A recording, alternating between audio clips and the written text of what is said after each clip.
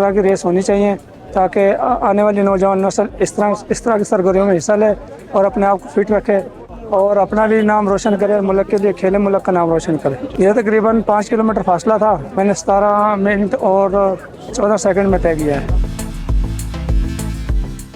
ये तो मेरा फर्स्ट टाइम था जो 5 किलोमीटर रेस था एयरपोर्ट रोड से जो आइब स्टेडियम का स्पोर्ट्स कॉम्प्लेक्स है इधर तक। तो बहुत अच्छा एक्सपीरियंस रहा इधर और हमने देखे बहुत अच्छे एथलीट्स आए थे इधर जिसने पोजीशन भी हासिल की। तो बहुत अच्छा एक्सपीरियंस रहे। कोयटा में बहुत अच्छे स्पोर्ट्समैन हैं तो उनके लिए इसी तरह अपॉर्चुनिटीज़ रखनी चाहिए कि वो अपने स्किल्स को दिखाए, दुनिया को बताए और इम्प्रूव भी करे। की एक्टिविटीज़ का मकसद ही यही है कि बलूचिस्तान के नौजवानों को मस्बत सरगर्मियों की तरफ इंगेज करना।